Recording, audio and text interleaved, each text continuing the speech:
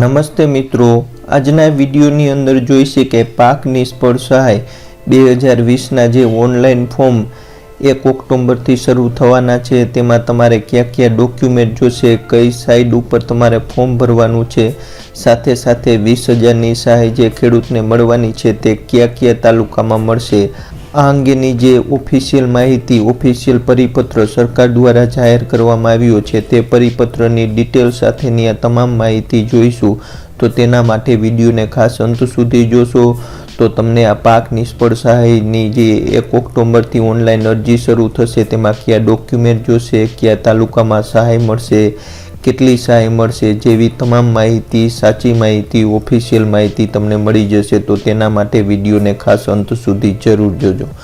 મિત્રો, વિડીયોની શરૂઆત કરી પહેલાં વિનંતી છે, આ ચેનલ ઉપર નવા હોય તો ખાસ નીચે લાલ કલરનું સબસ્ક્રાઇબનું બટન છે ને પ્રેસ કરજો અને બાજુમાં રહેલ બેલ આઇકન પ્રેસ કરી નોટિફિકેશનમાં ઓલ ઉપર ક્લિક કરજો, જેથી આ ચેનલ ઉપર જેવો વિડીયો અપલોડ થાય તરત જ તમને સૂચના મળી જાય। તો ચાલો મિત્રો, આપણે આજના વિડીયોની શરૂઆત કરી। મિત્રો, અહીંયા તમે જોઈ શકો છો ખરીફ 2020માં ઓગસ્ટ માસમાં થયેલ ભારે વરસાદથી થયેલ પાક નુકસાન અન્વયે કૃષિ રાહત પેકેજ છે તે અંગેનો પરિપત્ર છે। 25/9/2020નો ઓફિશિયલ પરિપત્ર સરકાર દ્વારા જાહેર કરવામાં આવ્યો છે તેની માહિતી અહીંયા જોઈએ તો અહીંયા તમે જોઈ શકો છો શરૂઆતમાં આપેલું છે કે વર્ષ 2020માં ચોમાસામાં શરૂઆત સારી રીતે અને સમયસર થઈ હતી, તે સિવાય વધારે વરસાદથી જે નુકસાન થયું છે તે અંગે સરકારે જે બજેટ ફાળવ્યું છે કૃષિ રાહત પેકેજ તેની માહિતી અહીંયા આપેલી છે। હવે જોઈએ તો વર્ષ 2020-21માં ખરીફ ઋતુમાં ઓગસ્ટ માસમાં થયેલ ભારે વરસાદના કારણે રાજ્યના 20 જિલ્લાના 123 તાલુકામાં નીચે મુજબની શરતો સાથે SDRF ઉપરાંત રાજ્ય બજેટમાંથી કૃષિ રાહત પેકેજ આપવાનું ઠરાવવામાં આવ્યું છે। હવે ટૂંકમાં તમને માહિતી આપી તો 20 જિલ્લાના 123 તાલુકામાં સહાય મળશે। કયા કયા તાલુકા તેનું પણ લિસ્ટ જોઈશું, જે તે ખેડૂતને હેક્ટર દીઠ 10,000ની સહાય મળશે, વધુમાં વધુ 2 હેક્ટરની સહાય મળશે અને 20,000 રૂપિયા સુધીની સહાય મળશે। કયા કયા ડોક્યુમેન્ટ જોશે તેની ઓફિશિયલ માહિતી અહીંયા આપેલી છે, તમે જોઈ શકો છો। આ કૃષિ રાહત પેકેજનો લાભ મેળવવા ખેડૂતોએ નિયત અરજી પત્રકના નમૂનામાં ગામ નમૂનો નંબર 8 જોશે, તે ઉપરાંત તલાટીનો વાવેતરનો દાખલો જોશે અથવા તો ગામ નમૂનો 7/12 હોય તેની અંદર વાવેતરનો ઉલ્લેખ હોવો જોઈએ। જો તેની અંદર ચાલુ વર્ષના વાવેતરનો ઉલ્લેખ ન હોય તો તલાટીનો વાવેતરનો દાખલો પણ ચાલશે। તે ઉપરાંત આધાર નંબર જોશે, મોબાઈલ નંબર જોશે, બેંક એકાઉન્ટ નંબર જોશે અને સંયુક્ત ખાતાના કિસ્સામાં એટલે કે એકથી વધુ ખાતેદાર હોય તો સંયુક્ત ખાતેદારો પૈકી જે એક ખાતેદારને લાભ અપાય છે તે અંગેનો અન્ય ખાતેદારની સહીવાળો ના વાંધા અંગેનો સંમતિ પત્રક જોશે। આટલા ડોક્યુમેન્ટ છે તે જોશે। તે અંગેની તમારે આ તમામ ડોક્યુમેન્ટ સાથેની અરજી છે તે તાલુકા વિકાસ અધિકારીને સંબોધીને 1 ઓક્ટોબર 2020થી 31 ઓક્ટોબર 2020 સુધી તમે અરજી કરી શકશો અને ઓનલાઈન અરજી કરી શકશો। ડિજિટલ ગુજરાત પોર્ટલ ઉપર ઓનલાઈન અરજી કરવાની થશે। એટલે મિત્રો, અહીંયા તમે જોયું તેમ તમારે વાવેતરનો દાખલો, આધાર નંબર, મોબાઈલ નંબર, બેંક ખાતા નંબરને ખાસ એક કરતાં વધુ ખાતેદાર હોય તો અન્ય ખાતેદારનું ના વાંધાનું પ્રમાણપત્ર, સંમતિપત્ર પણ જોશે। અને આ સાથેની અરજી છે તે તમે 1 ઓક્ટોબરથી લઈ 31 ઓક્ટોબર સુધી ડિજિટલ ગુજરાત પોર્ટલ ઉપર ઓનલાઈન અરજી કરવાની રહેશે। તમે તમારી જાતે પણ અરજી કરી શકશો અથવા તો ગ્રામ મિત્રની મદદથી પણ ઓનલાઈન અરજી કરી શકશો।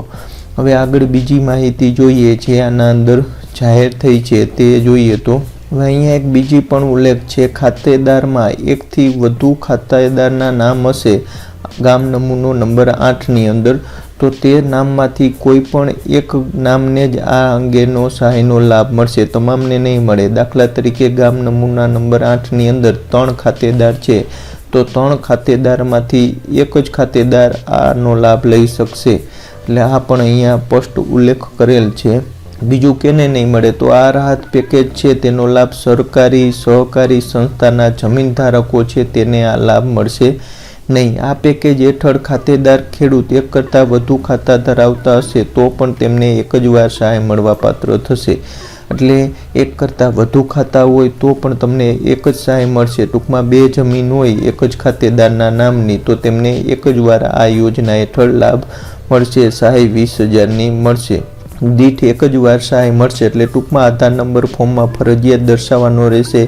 આ આધાર નંબર ઉપર તમને એક જ વખત સહાય મળશે. આ અરજી અંગેનો જે કાંઈ ખર્ચ છે તે તમામ ખર્ચ છે તે રાજ્ય સરકાર ભોગવશે. અરજી કરવાવાળાએ કંઈ પણ ખર્ચ કરવાનો થતો નથી. હવે બીજી માહિતી જોઈએ કે કયા કયા તાલુકામાં આ યોજના અંતર્ગત લાભ મળશે. તો અહીંયા છે જ કે કૃષિ રાહત પેકેજમાં સમાવિષ્ટ જિલ્લા અને તાલુકાની યાદી છે. જિલ્લા વાઇઝ કયા કયા તાલુકાનો સમાવેશ થશે તે અહીંયા લખેલું છે, તમે જોઈ શકો છો. કચ્છના 10 તાલુકા, દેવભૂમિ દ્વારકાના 4 તાલુકા, ભરૂચ જિલ્લાના 9 તાલુકાની અંદર આ સહાયનો લાભ મળશે. પાટણ જિલ્લાના 6 તાલુકા છે, અમદાવાદના 5 તાલુકા છે, મોરબીની વાત કરી તો મોરબીમાં પણ 5 તાલુકાનો સમાવેશ થાય છે.